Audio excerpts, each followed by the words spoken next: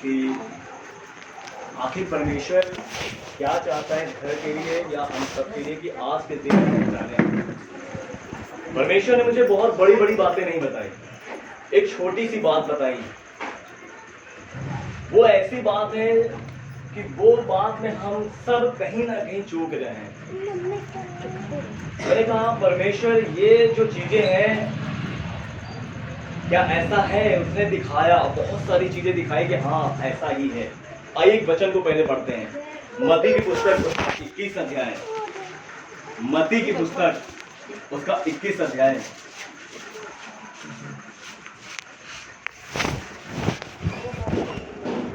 और उसका 13 पद।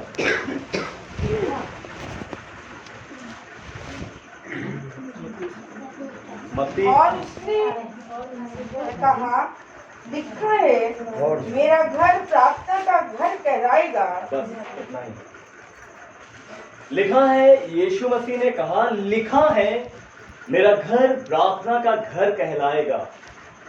Hallelujah hallelujah. ये जो सीन हुआ है, यहाँ पर एक मंदिर है और मंदिर में बहुत सारे यहूदी लोग प्रार्थना किया करते थे। और जब वो प्रार्थना करते थे तो मंदिर के बाहर भी एक आंगन टाइप का बना हुआ था जिसमें अन्य जातियां भी आकर अपना प्रार्थना किया करती थी। लेकिन वो जो मंदिर था उस पे ज्यादातर, क्योंकि वहां के जो अगुए थे वो यहूदी लोग हुआ करते थे, तो उन्होंने क्या किया, उस मंदिर के अधिकांश भाग में अपना कब्जा कर रखा था। किस चीज का कब्जा कर रखा था? अपनी छोटी छोटी दुकानें लगा रखी थी। वहां पे कबूतरों को वो लोग जो है, अगर 12वें पद से पढ़ लें तो समझ में आएगा कि वहां कबूतर भी बेचते थे, सराफे भी थे। पढ़ दे जरा 12वें पद से। यीशु ने परमेश्वर के मंदिर में आकर उन सबों को जो मंदिर में लेन देन कर रहे थे निकाल दिया और सराफों के पीढ़े और कबूतर बेचने वालों की चौकियां उलट दी। हालेलुया। क्या है कि यीशु मसीह जब वो मंदिर में गए, उन्होंने देखा ये यहाँ क्या हो रहा है। इन्होंने धंधा बना रखा था यहूदी लोगों ने, और वहां पे वो कबूतरों को बेचते थे। कोई उस समय क्या होता था, जैसे कोई व्यक्ति अगर पापी है तो वो पाप के लिए अपना किसी जीव या किसी जंतु को, जानवर को बलि चढ़ाकर ये करता था कि मैंने अपने पाप को धो दिया है। तो वो कबूतर को बेचा जाता था वहां पे, और लोग आकर कबूतर को वहां खरीदते थे। तो यहूदी लोगों ने उस जगह को, जो प्रार्थना का घर था, एक बिजनेस का अड्डा बना दिया था और वहां डाकुओं की खो बना दी थी। लिखा मेरा घर प्रार्थना का घर होगा, वरन तुमने इसे डाकुओं की खो बना दिया है, गुफा बना दिया है।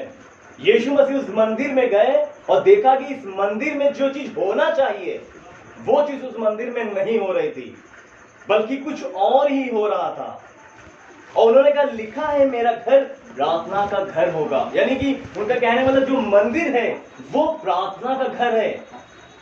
अब एक बात मैं पूछना चाहता हूं, आज के इस टाइम पे परमेश्वर ने वो मंदिर जो था, जो मंदिर है, वो कहां पर बना रखा है?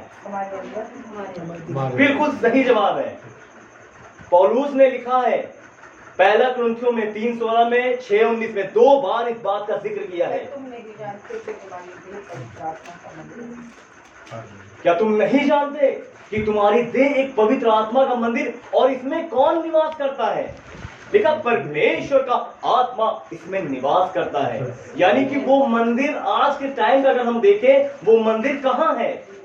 हमारे अंदर। हम सब एक मंदिर हैं। अब सवाल ये उठता है कि यीशु मसीह कह रहे हैं कि मेरा घर प्रार्थना, लिखा है मेरा घर प्रार्थना का घर होगा, परंतु तुमने इसे डाकों की खो बना दी है। यीशु मसीह ने उस मंदिर में गए और देखा उस मंदिर में बहुत गलत चीजें हो रही हैं, उनको उखाड़ कर फेंक दिया। आज के इस वक्त में यीशु मसीह हमारे अंदर झांक झांक के देखना चाहता है, क्या हमने इस मंदिर को प्रार्थना का घर बनाया है या नहीं? हालेलुया। परमेश्वर यीशु मसीह जैसे उस मंदिर में गया और देखने के लिए क्या वो मंदिर को उन्होंने प्रार्थना घर बनाया, यीशु मसीह आज हम सब के पास आ रहा है और हमारे अंदर झांक कर देख रहा है, घुस कर देख रहा है उस जगह पर जिस जगह पे प्रार्थना होनी चाहिए। क्या हमारे इस मंदिर में हमने इस मंदिर को प्रार्थना का घर बनाया है या नहीं? हालेलुया। हम सब जरा खुद को आज हम जांच कर देखें, क्या हम जो प्रार्थना करते हैं, कोई हम आप पे नहीं, ना हम आप हम पर, ना ये उन पे, ना वो इन पे, कोई किसी पे दोष नहीं लगाए। खुद हम अपने आप को जरा जांच के देखें, क्या हम जो रोज प्रार्थना करते हैं, क्या हम कहीं रटी रटाई प्रार्थना तो नहीं कर रहे हैं? क्या सुबह हुई, हे पिता परमेश्वर तूने धन्यवाद धन्यवाद, तूने ये किया वो किया, यीशु के नाम से आमीन, अपना काम शुरू कर दिया। शाम हुई, हे पिता तेरा धन्यवाद, हमारा तेरा धन्यवाद धन्यवाद, सोने जा रहा हूं, यीशु के नाम से आमीन। क्या हम रटी रटाई प्रार्थना तो नहीं कर रहे हैं? क्योंकि यीशु ने कहा कि लिखा है मेरा घर एक प्रार्थना का घर होगा। पहला थिस्सलुनीकियों 5:17 कहता है कि निरंतर प्रार्थना में लगे रहो। निरंतर, ये कैसे पॉसिबल है? How it is possible? कैसे संभव है? कोई व्यक्ति लगातार प्रार्थना कैसे कर सकता है? लेकिन वचन तो कह रहा है कि निरंतर प्रार्थना में लगे रहो। क्या हम खाना ना खाएं? क्या हम ड्यूटी ना जाएं? क्या हम अपना काम ना करें? जी नहीं, ऐसा नहीं है। निरंतर प्रार्थना में लगे रहने का मतलब, इसीलिए मैंने कहा कि मंदिर क्या है ये बताइए। मंदिर हम हैं, यानी कि वो चाहता निरंतर प्रार्थना में लगे रहने का मतलब हम अपने किसी भी काम में क्यों ना हो, हम उस पिता से बात करते रहें। सबसे पहले तो आप ये समझिए प्रार्थना क्या है। प्रार्थना, बहुत से लोग कहते हैं भैया प्रार्थना सिखाओ, बहुत लोग कहते हैं भैया हमें नहीं आता, बहुत लोग कहते हैं हम पढ़े लिखे तो है नहीं, बहुत लोग कहते हैं आप लोग तो पढ़े लिखे लोग हो। कलीसिया में हम सब आते हैं, बहुत से लोग जो नीचे बैठते हैं वो ये समझते हैं कि जो वेदी पर खड़े भैया बहुत ज्ञानी हैं, बहुत इनको प्रार्थना का वरदान मिला है, बहुत पढ़े लिखे लोग हैं, बहुत अच्छे से प्रार्थना करते हैं। ये लोग जो प्रार्थना करते हैं बस परमेश्वर उन्हीं की सुनता होगा। हम लोग तो पढ़े लिखे है ही नहीं, हम तो अज्ञानी हैं, हम प्रार्थना कर ही नहीं पाते। लेकिन चीज को समझिए, सबसे पहले प्रार्थना है क्या? प्रार्थना कोई बहुत बड़ी एजुकेशन की डिग्री नहीं है जो एक पढ़े लिखों को ही दी जाए। प्रार्थना सिर्फ और सिर्फ, जैसे आप कहीं औरतें जाके बातें करती हैं बुराई, हम किसी से फोन पे लगे रहते हैं, बातें करते हैं, वैसे ही प्रार्थना एक बातचीत है, बस एक जरिया, एक साधन है परमेश्वर से बात करने का। आज जो मैं वचन बोल रहा हूं, जानते हैं इनडायरेक्टली मैं क्या कहना चाह रहा हूं? इनडायरेक्टली मैं ये कहना चाह रहा हूं कि हम खुदा से बातें करें। बस मैं कह रहा हूं प्रार्थना करें, इसका मतलब हम खुदा से बातें करें। हम बहुत से लोग ऐसे हैं जो घंटों, क्या 2-2, 3-3 घंटे अगर फोन पे बातें करने दिया जाए हम कर सकते हैं, करते हैं और करते भी हैं। बहुत से लोग अगर मिल जाए, अगर 100 लोग की बुराई करनी हो बिल्कुल भी नहीं थकेंगे, हम बात कर सकते हैं एक दूसरे से। लेकिन जब बात आती है खुदा से बात करने की, अगर आपसे कहे आधा घंटा बैठ कर प्रार्थना करिए, नहीं, आधा घंटा मैं कैसे कर सकती हूँ, मैं कैसे कर सकता हूँ, मैं 5 मिनट ही कर लूँ मेरे लिए बहुत है, मैं मुझसे नहीं हो पाएगा। क्यों नहीं हो पाएगा मालूम है? क्योंकि हमने इस जगह को डाकुओं की खो बना दी है। इस जगह पे जो परमेश्वर का भवन है, इसको परमेश्वर का जो स्थान है, प्रार्थना का जो घर है, इस जगह पर मैंने फेसबुक, टिकटॉक, बुराई, ईर्ष्या, जलन, कुचराई, इस जगह को मैं डाकुओं की जैसे खो बनाई थी ना उन लोगों ने, वैसे हम इस सब का अड्डा बना दिया है। डाकू की जो गुफा होती थी, क्या करते थे डाकू? लूट कर क्या करते थे? अपने गुफा में रखते थे।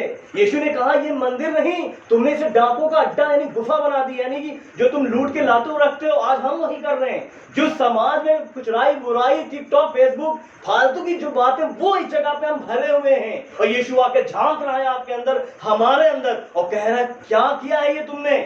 सुनो, ये घर मेरा है। यीशु मसीह ने, आपने पूरी बाइबल पढ़ लीजिए, कहीं पर भी यीशु को गुस्सा नहीं आया। इस जगह पर यीशु को बहुत गुस्सा आया, इतना गुस्सा कि बोलने के बजाय उन्होंने खुद अपने हाथों का इस्तेमाल किया, उठा के पटक दिया ताकि फेंकने लगे। इतना गुस्सा आया, यीशु को कहीं गुस्सा नहीं आया। इस जगह पे गुस्सा क्यों आया?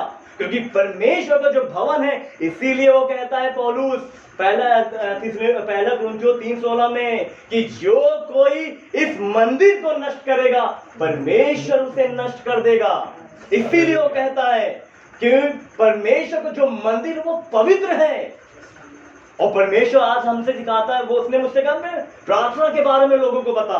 मैंने कहा प्रार्थना ये तो नॉर्मल सब करते हैं, लेकिन जब मैंने इस चीज को प्रार्थना की, समझाया प्रभु ने कि आज क्या हो रहा समाज में, हम सब रटी रटाई प्रार्थना कर रहे हैं। हम डेली बेसिस में, जैसे लिखा है निरंतर प्रार्थना करते रहो, हम निरंतर कर सकते हैं। हम में से हर एक जन कर सकता है। मेरी बात सुनिए, आप पढ़े लिखे हो या पढ़े लिखे नहीं से कोई फर्क नहीं पड़ता। आप जैसे अपने पति से, अपने बच्चों से, अपने सहेली से, अपने परिवार से बातें करते हैं, वैसे ही बस वही बात खुदा से करनी है। कोई परेशानी आती है, कोई दुख होता है, आप सबसे पहले करीबी मित्र के पास जाते हैं और कहते हैं भाई मुझे ये तकलीफ है। खुदा कहता है नो, पहले उसके पास नहीं, यही चीज तुम कहने के लिए मेरे पास आ। अभी मैंने गवाही सुनी सरोज दीदी की कि वो बच्चा खो गया था। मालूम है इनके गवाही में मैंने क्या नोटिस किया? बताया इन्होंने कि उन्होंने सबसे पूरी जगह ढूंढ डाली और सबसे पूछ डाला। जब कहीं से थक गए, मतलब अपनी पूरी ताकत लगा के जब इंसान थक जाता है तब इंसान प्रार्थना करता है। समझ में आ रहा है? लड़का खो गया है। जब इंसान पूरी जगह जाकर थक जाता है, जब अपनी ताकत लगा के थक जाता है, तब वो प्रार्थना करता है। लेकिन परमेश्वर आज ये सिखा रहा है, जब भी कभी आपको कोई प्रॉब्लम हो, कोई भी चीज हो, आप ठीक है, आप वो चीज काम करिए। फर्स्ट ऑफ ऑल सबसे पहले आप प्रार्थना करें। जो बात कहनी है खुदा के आगे कहें। कोई चीज चाहिए मुझे, खुदा के आगे रोएं। आपको रोना ही है, रोइए। वो सुनना देखना चाहता है, आपके आंसू ही देखना चाहता है। आप रोइए, लेकिन खुले दिल से, पूरी फूट कर रोइए। तोड़ दीजिए अपने आप को उस खुदा के आगे, तब वो आपको और सामर्थ से भरेगा। वो चाहता है कि हम रोएं तो उसके आगे। इसीलिए तो कहता है यिर्मयाह 33:3 कि मुझसे प्रार्थना कर। क्या लिखा है? मुझसे प्रार्थना कर। वो जानता है कि हम कहीं और भी प्रार्थना कर रहे हैं। परमेश्वर अच्छे से जानता है कि हम कहीं और भी ध्यान लगा रहे हैं। इसीलिए कह रहा है सुन, मुझसे प्रार्थना कर। यानी हम कहीं और भी पहले जा रहे हैं, किसी और से भी प्रार्थना कर रहे हैं। भाई अगर कोई प्रॉब्लम, कोई समस्या, कोई भी दिक्कत आती है, हम सबसे पहले किसी, अगर ध्यान रखिएगा आपकी लाइफ में सबसे इंपॉर्टेंट कौन सा चीज है, अगर आपको जानना है तो याद रखिए, जब भी आपको मुसीबत पड़ती है, जिसकी तरफ आप देखते हैं सबसे पहले, समझ लीजिए वही आपकी लाइफ में सबसे पहले स्थान रखता है। अगर आपके लाइफ में प्रॉब्लम आ रही, मुसीबत आती है, आप सबसे अच्छा आपका दोस्त है, उसकी तरफ देखते हैं, उससे बात करते, भाई मेरी समस्या है, तो याद रखिए आपने सबसे पहला स्थान उसे दे रखा है। आपकी कोई प्रॉब्लम आती है, सबसे पहले किसी को कॉल करते हैं, फलाने को, इनको, तो समझ लीजिए आपकी लाइफ में सबसे पहला स्थान उनका है। भले ही आप दिन भर रटते रहे, नहीं प्रभु मेरे लिए तो तू ही है, मेरे लिए तो तू ही, चाहे जितना रटते रहें, लेकिन ये सच नहीं होगा। परमेश्वर चाहते हैं किसी भी हालात में, लिखा है यिर्मयाह 33:3 में, मुझसे प्रार्थना कर। जब ऐसा होगा तब लिखा है, तब मैं तेरी सुनकर तुझे बड़ी बड़ी और कठिन कठिन बातें बताऊंगा जिन्हें तू अभी नहीं समझता। हम पे जब समस्याएं आती हैं, हे प्रभु मुझे तो समझ ही नहीं आ रहा है, क्यों ऐसा हो रहा है, कैसे समझ में आएगा? हम प्रार्थना ही में कब बैठ रहे हैं? प्रार्थना एक परमेश्वर से बात करने का साधन है। प्रार्थना के जरिए सिर्फ हम ही उससे बात नहीं करते, वो भी हमसे बात करता है। इस चीज को हमेशा याद रखें। परमेश्वर, समझिए इस चीज को, मान लो परमेश्वर आपसे कुछ कहना चाहता है, कैसे कहेगा? क्या पहले की तरह वो स्वर्गदूत को भेजेगा, आपके सामने स्वर्गदूत प्रकट होगा? जी नहीं। आज के टाइम में उसने एक माध्यम चुना, प्रार्थना। आप प्रार्थना में बैठे तो वो प्रार्थना में आपसे बातें करेगा। क्यों? क्योंकि जब आप प्रार्थना करते हैं तो आपका पूरा मन, ध्यान परमेश्वर में होना चाहिए, तब वो आपसे बातें करेगा। लिखा ना, बड़ी बड़ी कठिन कठिन बातें बताऊंगा जिन्हें तू अभी नहीं समझता। हम सबकी लाइफ में बहुत सी ऐसी चीजें आ जाती है, अरे ये क्यों, ये मेरे ही साथ क्यों, ये समस्या मेरे साथ क्यों, क्यों इतना कर्जा है, क्यों इतनी बीमारियां हैं, क्यों इतना प्रॉब्लम आ रही, मेरे ही साथ क्यों? कौन जवाब देगा? परमेश्वर कह रहा है मैं दूंगा, लेकिन तू पहले प्रार्थना कर। Hallelujah, hallelujah, hallelujah. कभी भी आप प्रार्थना करें, एक बार प्रार्थना करें किसी भी चीज के लिए, मान लीजिए आप एक बार प्रार्थना करते हैं किसी भी चीज के लिए, आपको वो नहीं मिलती, निराश मत हो। हमेशा एक नया विश्वासी यही भटक जाता है, इस चीज को याद रखिए। मुझे लगता है कुछ नए लोग भी विश्वासी हैं, मैं इसलिए समझा रहा हूं। आप कभी भी प्रार्थना करें, कभी भी किसी चीज के लिए, आपको कोई समस्या है, बीमारी है, कोई भी चीज है, बहुत दिनों से ठीक नहीं हो रही है, आप प्रार्थना कर रहे हैं कि मान लीजिए उस टाइम ठीक नहीं हो रहा है, आप पीछे मत भागिए। याद रखिए एक निश्चित समय उसने ठहराया है, उसी निश्चित समय वो ठीक करेगा, या इसलिए वो ऐसा देर कर रहा है कि आपके विश्वास को परख रहा है। कहीं ये झूठ मूठ के लिए तो मेरे पास नहीं आ रही, कहीं ये ऐसा तो नहीं मैं इसे ठीक कर दूं तुरंत मुझे छोड़ के चली जाए, कहीं ऐसा तो नहीं कि ये सिर्फ दुनियावी बाबा समझ के मेरे पास आ रही है। वो जीवन देने वाला है, इसीलिए कभी कभी वो लेट करता है प्रार्थनाओं को, ताकि हम प्रभु में और बढ़ते जाए। और एक दिन मेरे कानों में एक वचन पढ़े कि मैंने तेरे लिए खून बहाया है। जब हम नया विश्वासी होता ना, उसे पता ही नहीं होता कि यीशु ने उसके लिए खून भी बहाया है, वो तो एक चंगाई लेने के लिए आता है। लेकिन यीशु मसीह कई प्रार्थनाओं को चंगा करने में, उनके सुनने में बहुत लेट करते हैं, इसलिए क्योंकि वो उस व्यक्ति को चुनना चाहते हैं, उस व्यक्ति को थोड़ी समय के लिए नहीं, बहुत ही समय के लिए, हमेशा के लिए अनंत जीवन देने के लिए चुना है। हालेलुया। इसलिए कभी भी आप प्रार्थना करें, कोई भी चीज हो, आप एक बार करिए, नहीं हो रही 2 बार करिए, नहीं हो रही 3 बार करिए, बार बार करते रहिए। हमेशा याद रखिए, कभी भी आप जो प्रार्थना कर रहे हैं आपका उत्तर नहीं मिल रहा है, तो समझ लीजिए कि आपके लिए परमेश्वर ने बहुत अच्छी योजना बना रखी है। आपके लिए जो आप मांग रहे हैं ना, उससे भी बेहतर आपके लिए सोच रखा है। हालेलुया। और दूसरी चीज, वो हमारे विश्वास को भी परखता रहता है कि हम कितने विश्वासी हैं। एक औरत थी, एक मनुष्य के पास गई और वो उसके पास जाकर गिड़गिड़ाकर चिल्लाकर कहने लगी कि मेरा न्याय चुका। लूका के पुस्तक 18 अध्याय के पहले पद से आपको मिलेगा। एक औरत थी, एक मनुष्य के पास गई और कहने लगी मेरा न्याय चुका, मेरा न्याय चुका। मालूम है, जिस व्यक्ति के पास वो गई, वो परमेश्वर को नहीं मानता था। सबसे बड़ी बात तो यहाँ पे ये है कि वो परमेश्वर को ही नहीं मानता था कि उसके अंदर दया आ जाए, ना ही वो किसी मनुष्य की परवाह करता था कि वो किसी मनुष्य के डर के मारे उसका काम कर दे।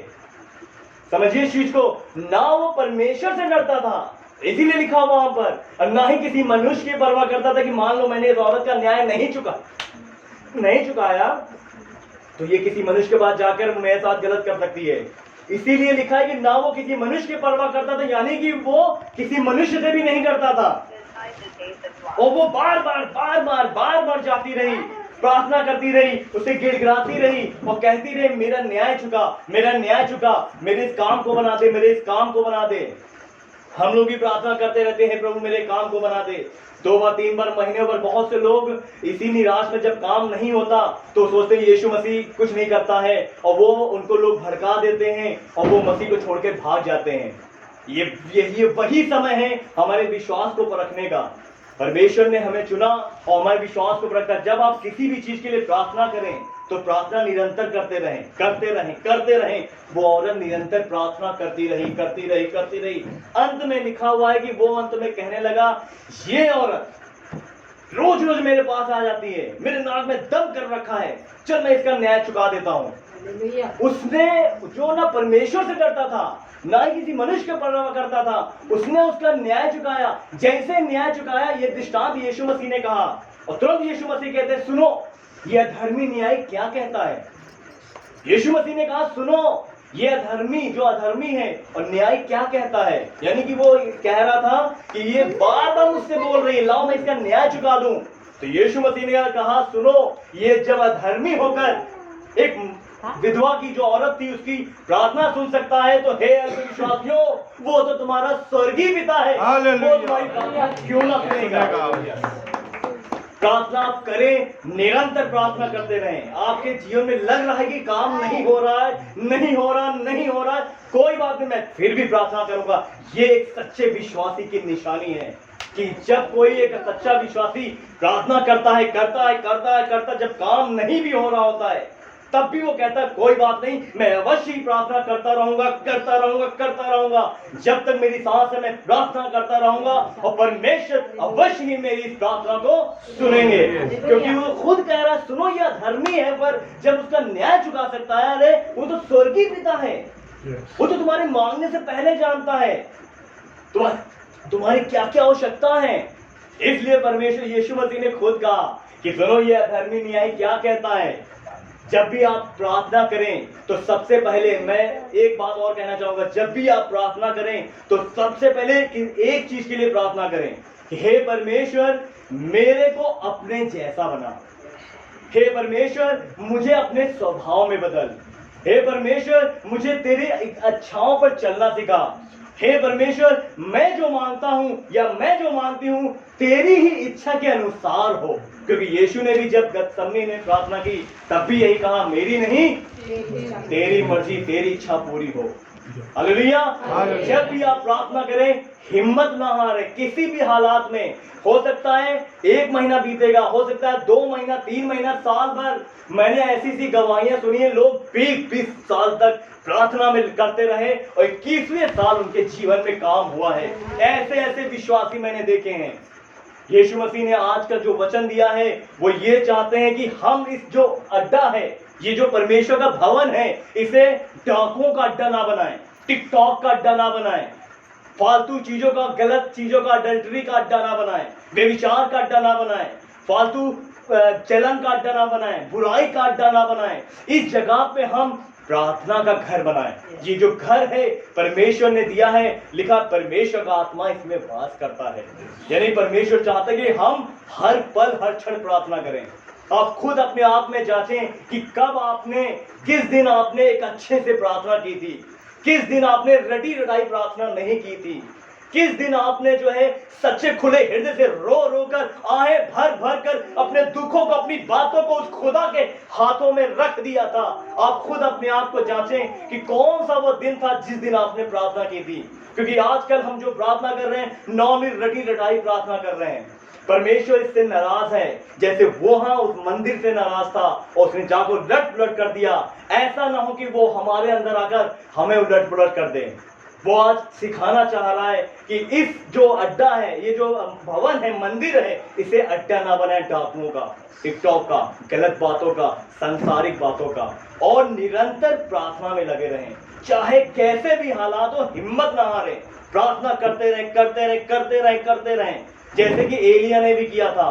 एलिया ने जब प्रार्थना की तो 3.5 साल तक बारिश नहीं हुई, लेकिन जब बारिश करना था तब उसने क्या किया, अपने चेले को भेजा, जा पर्वत पे जा और मैं प्रार्थना करता हूँ, देखना अभी बादल आएगा। 3.5 साल से बारिश हो ही नहीं रही थी, एक बादल का टुकड़ा तक नहीं दिख रहा था। उसने प्रार्थना के घुटने टेक कर और कहा, जा, चेला से बोला, जा देखो देखो बादल दिखा कि नहीं दिखा। वो आया और कहने लगा, नहीं नहीं कोई बादल नहीं दिख रहा है। जब आप भी प्रार्थना करेंगे तो लोग, शैतान, बीमारियां ये सब दिखाएंगी, कोई काम हो ही नहीं रहा। वो चाहता तो वह हिम्मत हार जाता, वो कहता मैं तो एक नबी हूं, मैं एक भविष्यद्वक्ता हूं, मेरी प्रार्थना परमेश्वर ने नहीं सुनी। वो कह सकता था, लेकिन नहीं, उसने फिर प्रार्थना की और फिर उसको भेजा और फिर वो गया, देखा नहीं कोई बादल नहीं आया। हम भी ऐसा जब भी प्रार्थना करते हैं, कोई जब भी किसी चीज के लिए, किसी भी चीज के लिए हम प्रार्थना करते हैं, बीमारी के लिए, कर्ज के लिए, बंधन टूटने के लिए, किसी भी चीज के लिए, और हमारे जीवन में जब देखते नहीं हो रहा है तो हम निराश हो जाते हैं।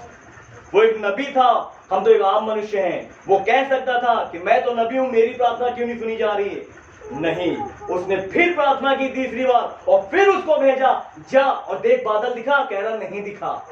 फिर चौथी बार, 5वीं बार, 6ठी बार, 7वीं बार जब प्रार्थना की, उसने कहा जा देख। जब वो जाता है तो ये नहीं कहता कि हाँ हाँ बहुत तेज बारिश हो रही, बहुत तेज आ रही, नहीं। उसने कहा, लिखा है, पढ़िएगा, पहला राजा 18 अध्याय 41 पद से पढ़िएगा, लिखा है एक हाथ के भर का, एक हाथ के भर का एक बादल तो दिख रहा है। जब आप प्रार्थना कर रहे होंगे ना, जब हिम्मत टूटने वाली होगी, फिर भी जब प्रार्थना कर रहे होंगे, एक छोटी सी चीज, एक छोटी सी आशा की किरण, एक छोटी सी खुशी आपके जीवन में आएगी। तब ये मत कहना, अरे मैंने इतनी प्रार्थना की फिर भी ये चीज हो रहा है। नहीं, समझ जाना कि ये वही बादल है जो उस समय एक छोटे हाथ का दिखा था। और देखते ही लिखा हुआ है, जैसे छोटे हाथ दिखा बादल, वैसे देखते ही देखते वो नीचे उतरा। थोड़ी देर में पूरा आसमान काला बादल से घिर गया और घनघोर बारिश हुई। उसने आहाब से कहा कि घर को हाँ, ये मैं पढ़वाना नहीं चाहता था आप भैया जी ने बोल दिया तो मैं बता देता हूँ। उसने ये करने से पहले आपसे कह दिया था, सुनो जल्दी से घर चले जाओ, बहुत तेज बारिश होने वाली है।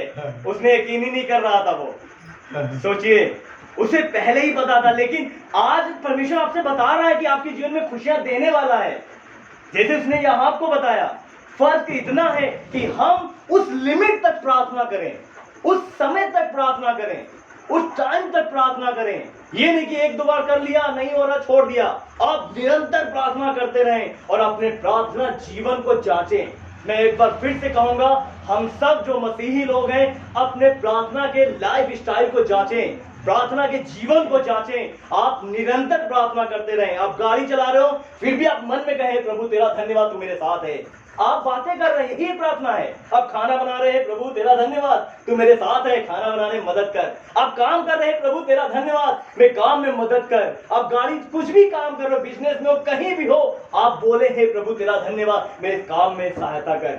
वही प्रार्थना है, वही परमेश्वर से जुड़े रहना है।